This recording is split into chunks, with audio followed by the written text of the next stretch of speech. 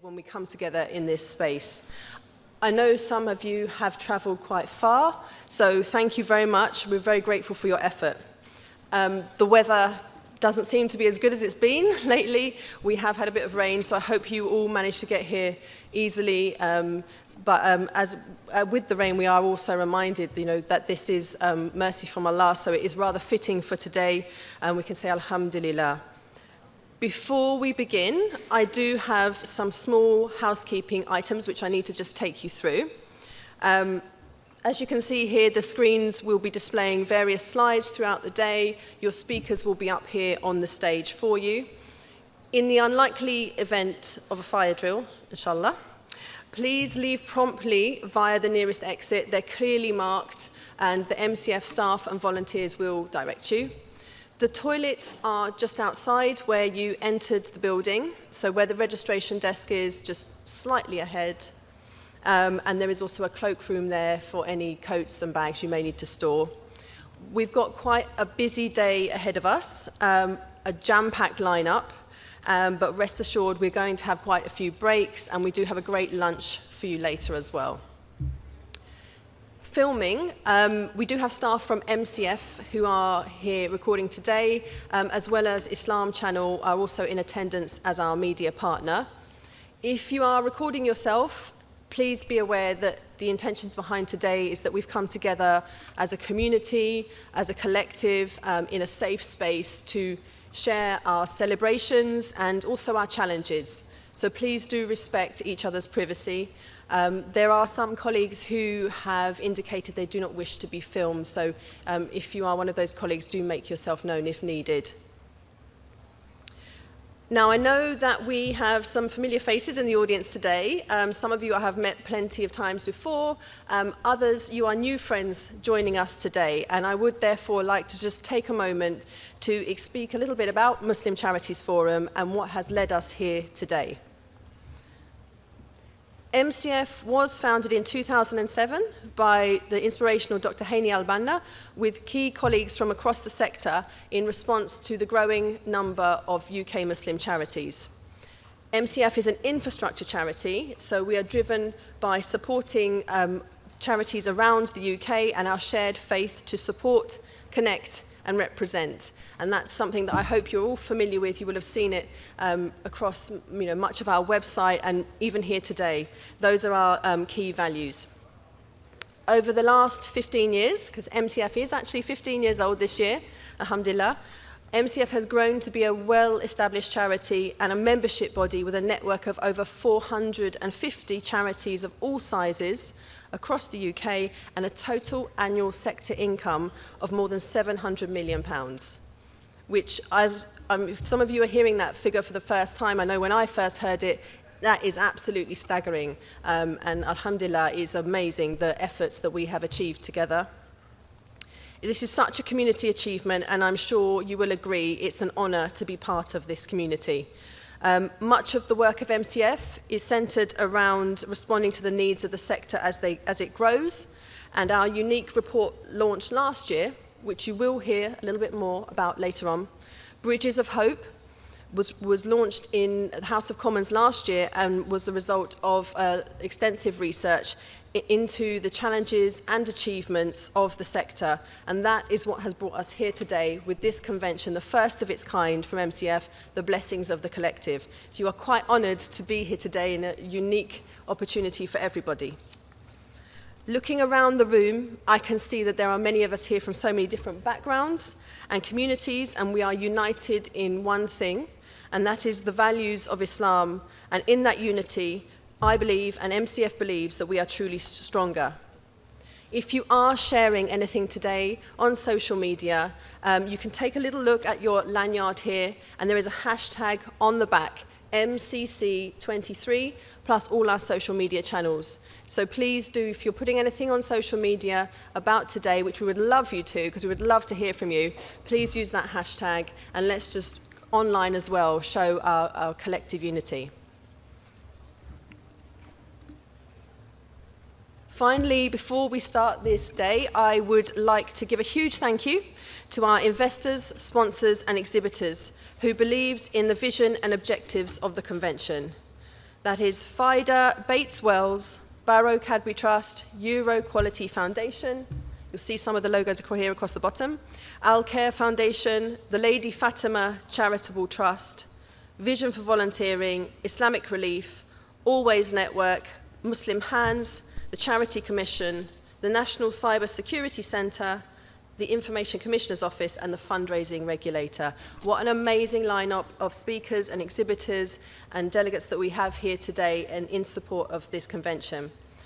I would also like to thank our dear and respected Chair, trustees, members and associates across the sector, and finally our amazing speakers and special guests who have spent weeks working with MCF to make today possible. Thank you very much. For those of you who are just taking your seats, and also just as a general run through of how the day will go, you should have received a very nice, bear with me, welcome pack like this when you arrived at your registration. So that is in addition to your lanyard, and within that you will have the welcome pack brochure. The itinerary for today is laid out here, so you can see that clearly, and that will give you an idea of how the day is going to pan out and the format that we have. We do have quite a lot in store. It is going to be a busy day, but we do have scheduled breaks, and most of the activity will take place in this room, or some of the breakout workshops will take place in this room. So please just check underneath your workshop which room you should be in. Rooms 1 and 2 are just out here as well. Okay. I think most of us are in the room now, so I'm going to pass over to our CEO, Fadi Itani. And I'm sure many of you know him very well, but of course I must introduce him for those of you who don't. Fadi has been the CEO of MuslimCharitiesForum since 2018 and has over 30 years' experience in the community and charity sector. Prior to MCF, he was the Deputy Director General of Qatar Charity UK and Global Director for Communications at Islamic Relief. He also served as the CEO of Zakat House and Public Affairs Director at the Humanitarian Forum. Recently, not too long ago, he was awarded an OBE for his services to charity and interfaith relations during the COVID-19 pandemic, and also awarded the Muslim News Good Citizenship Award and the Mayor of Islington Civic Award for servicing the community, as well as the Mayor of London Award for his services to the people of London. What an achievement, alhamdulillah, mashallah. One of his favourite sayings is that a bridge is built from both sides. If you know him well, you will definitely have heard him say this. And I know seeing us all come together today with all our partners and all our supporters as well is something he has worked really hard for and is really passionate about. So without further ado, I'm going to pass over to Fadi Itani.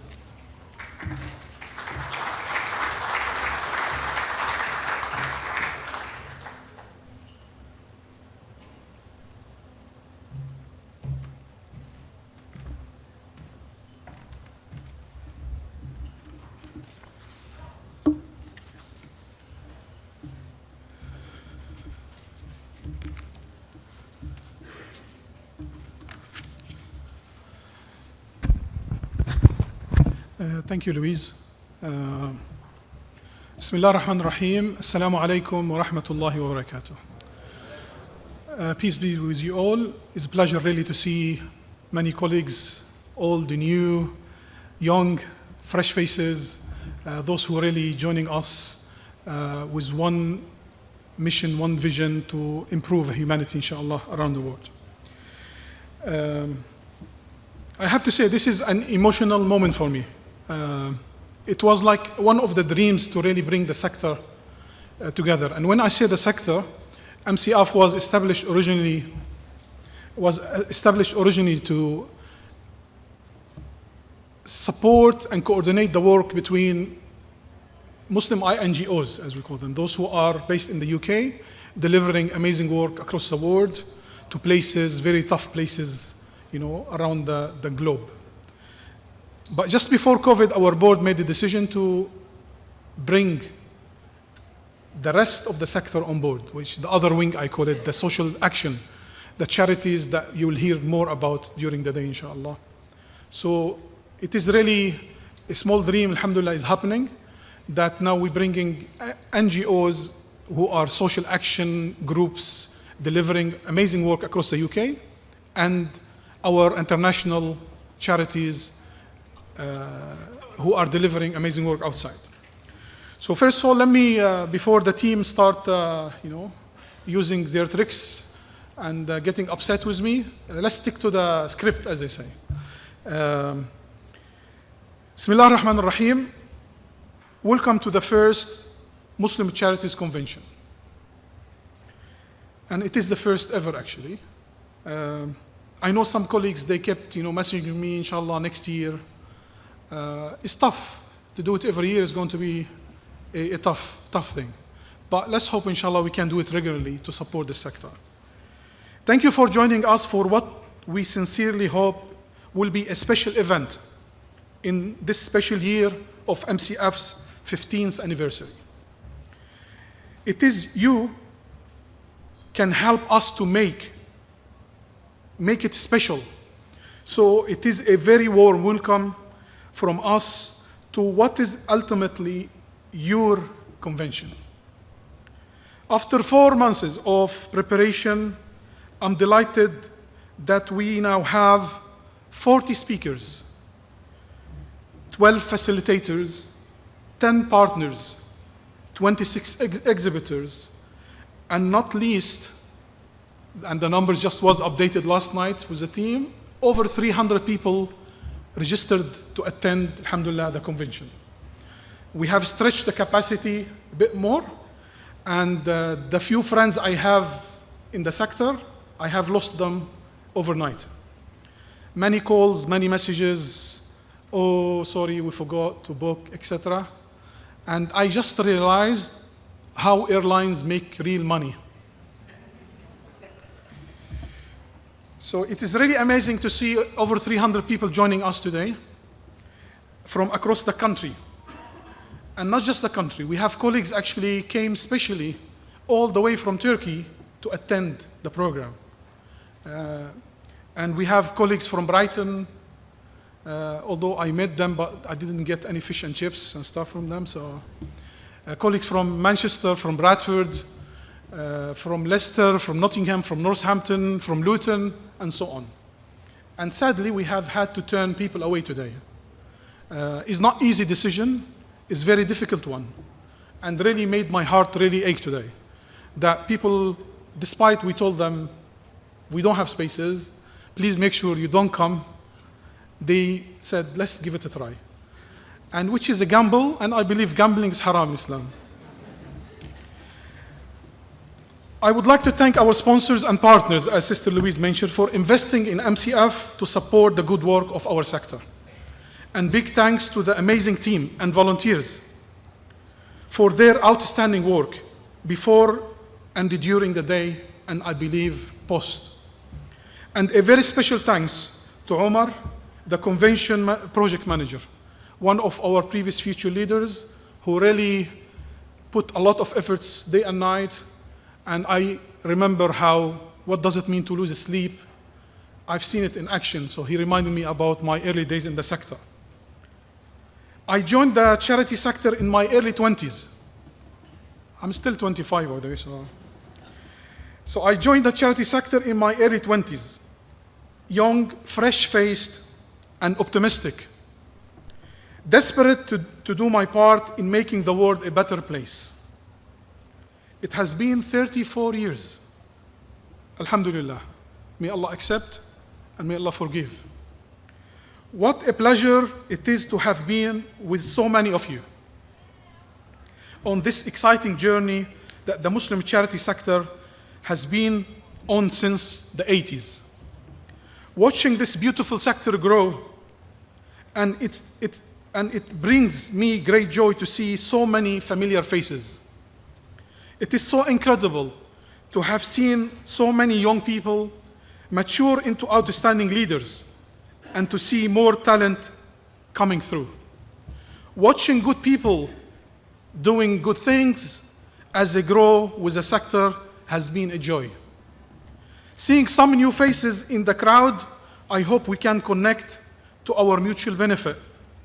Let's share insights and ideas and work together to ensure our sector continues to prosper and we really deliver on the goals that are shared by Muslim charities and so many in the wider community of charities and humanitarians.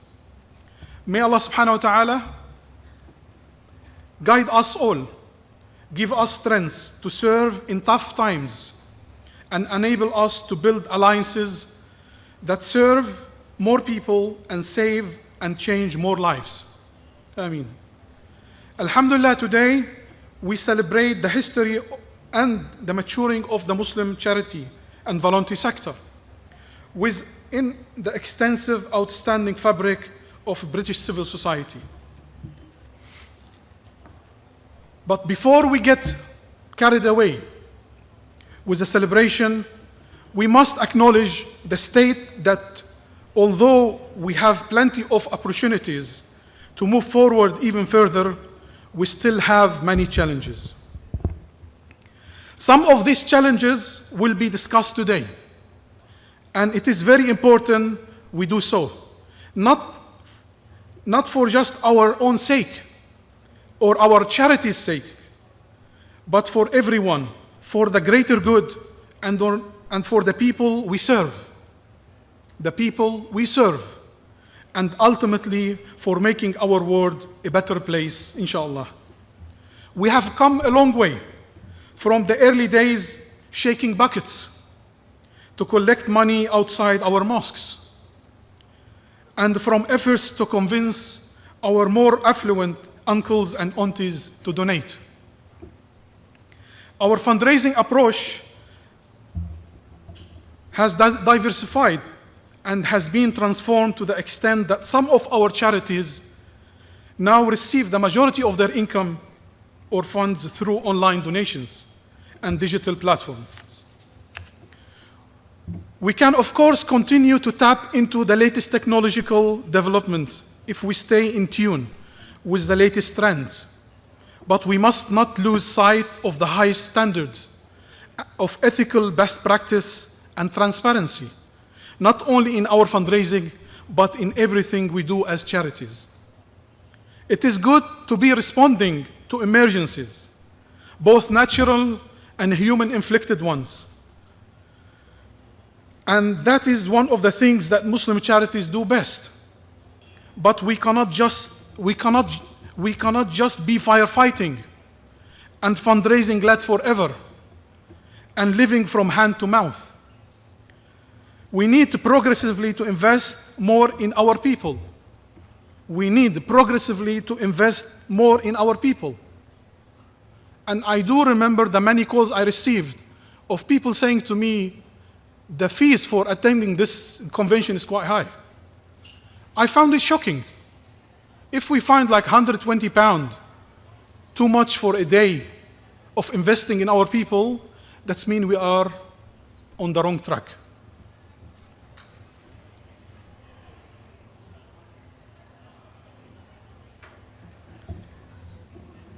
So it is not good enough to just say we are on the ground, distributing food and blankets, when people are crying out for more specialist interventions alongside that kind of emergency aid, and when we need to look for deeper,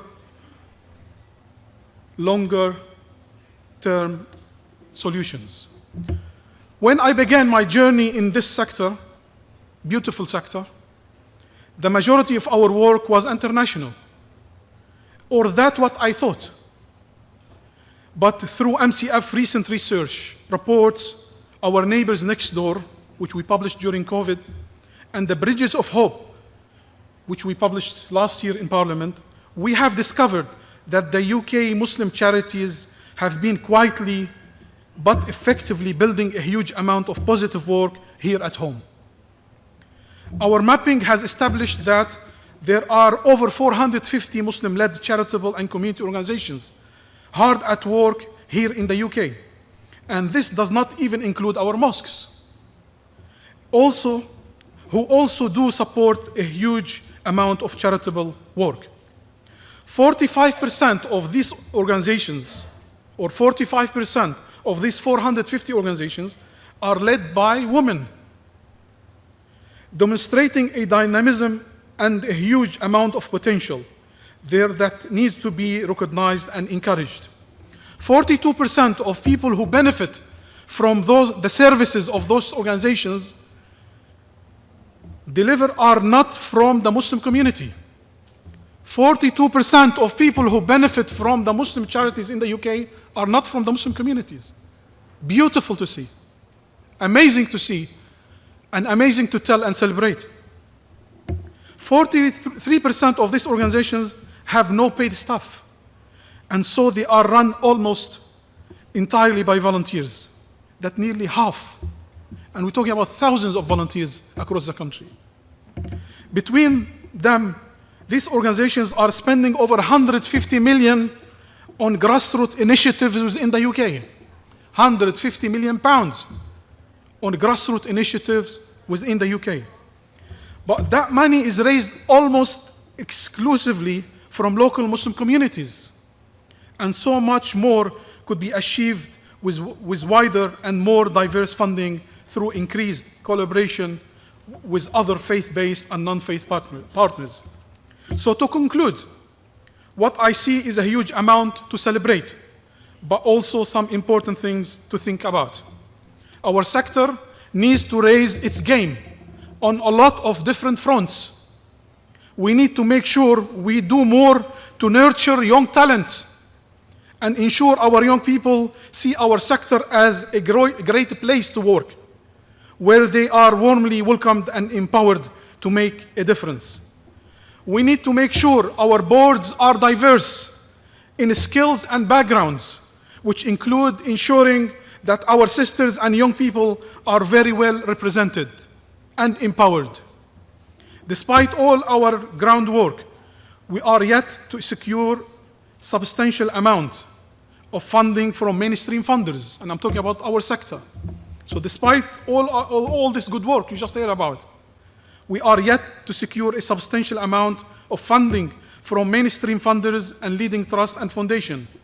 Is it due to lack of engagement and understanding on their side, or a lack of engagement and know-how from us? As we know, bridges are built from both sides. Here you go. So we need to acknowledge that it is probably a bit of both. Let's do our bit to build more bridges so that we can secure more resources to be even more effective in helping those most in need. The desperate needs across the world and on our doorsteps require our charitable energy and efforts more than ever. So many people on our world are starved of hope and hungry for a serious injection of humanity, peace, and love. May Allah subhanahu wa ta'ala bless you all. Enjoy your day. I look forward to speaking with as many of you as I can, and I pray you will experience the blessings of the collective throughout this program. Thank you.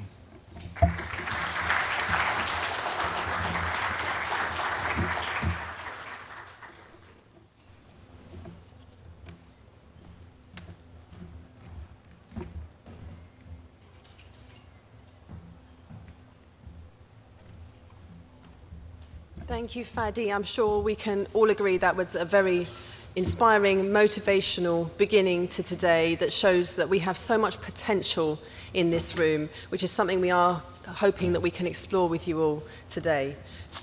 We are now going to move on to a recitation of the Holy Quran. We're going to hear a recitation of the 3rd chapter, Surah Al-Imran. Bear with me, I'm hoping that this works.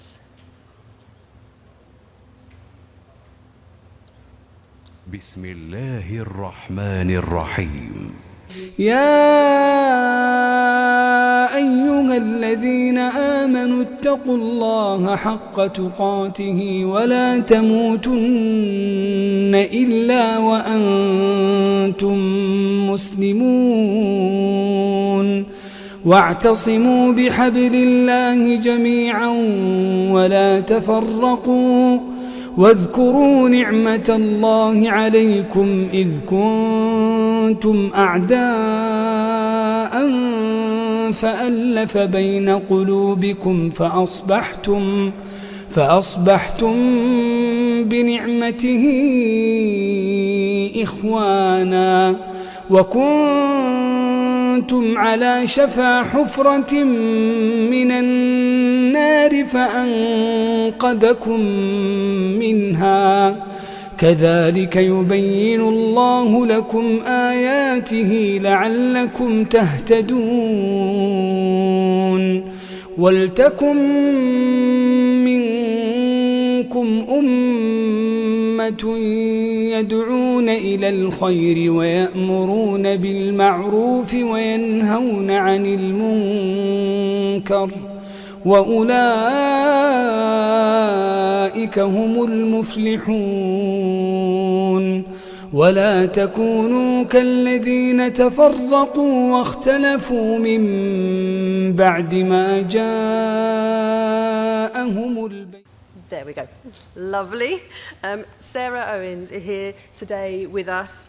She is the Labour MP for Luton North, Shadow Minister for tackling homelessness, mental health inequality and supporting healthcare workers. She's also the chair of East and South East Ages for Labour, and we are delighted to have her here with us today and her support for our sector. So Sarah, over to you. Thank you for that very warm introduction, and I am really delighted to be able to join with you today and to follow such powerful words. It really struck me, the words to serve. And some people talk about being a politician or an MP as a job. For me and for many of us, it's not. It's the opportunity to serve. And I am always grateful and honoured to have the opportunity to serve alongside you. It's been a room full of people involved in such brave and such important work within their communities, for their communities, but also wider than their communities as well. As Shadow Minister for Faith, Local Government and Communities, it is my joy and privilege to praise and to talk up the vital, meaningful work of the countless religious groups and faith organisations that we have across the UK, but especially today to be joining you, Muslim Charities, and all of the work that you do and the work that you will do in the future. I am really proud of the work of Shadow Minister work. One of the biggest achievements we've had so far is the Faith Champions Network, which was launched last year. This is about deep, meaningful engagement with our faith communities. Many who have felt shut out from politics and the conversations, particularly the conversations and debates that look to divide us rather than unite us. This work has been going on for a year now. It's meant meaningful engagement. That's two ways. That's talking about where we agree and also where we disagree, but coming together to see how we can best serve our communities. We all know that our faith charities are working quietly and often, too often, thanklessly on the ground to support those who have fallen through the gaps of poverty and misfortune, increasingly now through climate change and war. Their generosity and compassion become most evident during the pandemic, when alongside all of the people of faith and those of none, people relied on religious places of worship to get the message of public health and public safety out, to keep their communities fed and meet a variety of other needs, particularly around loneliness. Places of worship, we saw our mosques, we saw gurdwaras, we saw churches, we saw them becoming places where people could feel that connection that they had lost during those years. And I make no bones about it, where the state has stepped back, it is our charities, it is our faith communities that have had to step forward. From food banks to night shelters, warm spaces to befriending the elderly, our faith groups are stepping up where the state has stepped back. They shouldn't have to. but the state of the nation without them really doesn't bear thinking about. Amidst the challenges domestically that we're dealing with, the cost of living crisis, child poverty, homelessness, your organisations put into action the very beautiful values shared amongst Muslim communities: compassion, generosity, and service. The important work that goes on across my constituency of Luton North and across Luton as a whole is an example of that brilliant work. So I will start at home. Discover Islam in Luton is partners with stakeholders from across the town to provide vital services, helping to set up and support Luton Food Bank, feeding 100 homeless people every Friday through the Curry Kitchen. And if you do come to Luton, please come to see Discover Islam, come to see what they do on a Friday night, come to see the people that they help and the change that they are making to our town. Providing a uniform exchange, which works with more than 30 schools to provide uniforms to children in need locally, and launching the Luton Heat campaign in partnership with Age Concern to combat fuel poverty and support Luton's elderly and local households in need. And I want to give special mention to one of our local community heroes. Now, when I said it's often thanklessly and quietly, I think this man embodies the thanklessly and quietly. Mostak Kois, who last year was awarded the Outstanding Contribution to Communities for his commitment to charity, having raised more than £1.3 million over the last 12 years for Bedfordshire causes. So while we thank and celebrate and see how the organisations in our communities are working, there are also some brilliant individuals behind there making that happen as well. So thank you. Although Mostak has never been successful in convincing me to do a marathon. And whilst I am immensely proud of our vibrant, diverse and cohesive community spirit in Luton North, I know that this sort of work is not unique just to Luton. All of you are here to deliver essential services every day on a national as well as international scale.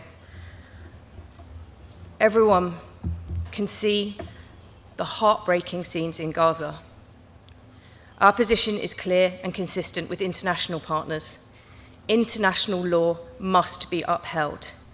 Even at a time of war, there are laws and they should be upheld. The collective focus has to be on saving as many innocent civilians as possible. I wholeheartedly support the UN's call for the humanitarian aid and essential supplies to Gaza are not blocked. The humanitarian situation is dire. There must be improved access to water, food, and medicine. It's the work that so many of you in this hall support and do so well in the most difficult of situations. People in Gaza must have accesses to the services many of you provide, and your brave workers should be able to do that as quickly and as safely as possible.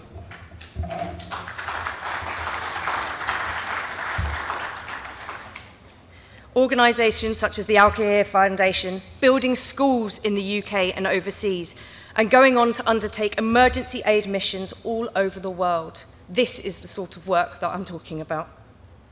In 2005 earthquake in Kashmir, the support provided to Haiti in 2010, which was recognised by the UN, to being the only charity on the ground in Japan's earthquake of 2011. Islamic Relief, who continue to support millions of people struggling in communities across the UK and the globe, to continue to alleviate poverty, empower communities and respond to disasters on the ground, as well as vital refugee support. The Lady Fatima Charitable Trust, I had the privilege of hearing firsthand about the work they do, the Bridges of Hope report in the launch of Parliament in 2022.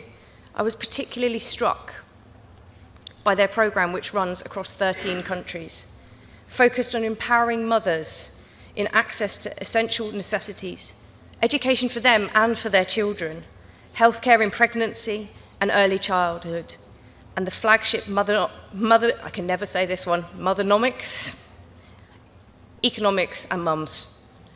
If any of you, well, Who knows how to do economics better than a mum? It's just that they don't get paid for it. It's an incredibly important program to give widowed and single mothers access to an income. The Muslim Scout Fellowship, and I was so delighted to be able to see their jumpers as I came in, and I will be visiting their stand later, providing largest Muslim youth organisation, providing access to non-formal education for young people, providing opportunities to grow, develop, become confident, and empower young Muslims who are skilled to be the future change makers in society. The Al-Basir International Foundation, providing specialist eye treatment centres and fighting against preventable sight loss in 46 countries in the world. This is just the tip of the iceberg. Whether it is providing vital food, financial support, healthcare, access to education, or emergency relief, I am grateful for each and every one of you and the organisations you're a part of for all that you do. Not just providing the essentials for individuals and families that they need to survive, but also uniting, strengthening the fabric of our societies to thrive. I don't need to tell you that we live in an ever-polarised world with a divisive government, which only risks further division, sadly, as we edge closer to a general election. Now, whatever comes after, whatever comes during, it won't surprise you to hear that I hope it brings real change. But we all have a job in this room, not just to rebuild our communities, but the country and secure a future for all the people we represent and the people I seek to serve. This starts with unity where others seek division. It's a privilege to hear about the contributions, ideas, and concerns of many faith communities within this role, and I am continuing that work. That means genuine, meaningful, two-way dialogue and conversations continue. It's important that we are working together not just during times of crisis, but to build the communities and the worlds that we want to see. If Labour is successful in getting to government, huge work to do globally, as well as in the UK, on poverty, displaced peoples, and the impact of the climate crisis. There are some who say, wrongly, that people of faith should just carry on doing this work, but not saying it when it comes to politics. I say that is the entirely wrong way to go. Many people live their faith through service, charity, but also through the endeavour of social justice and fairness.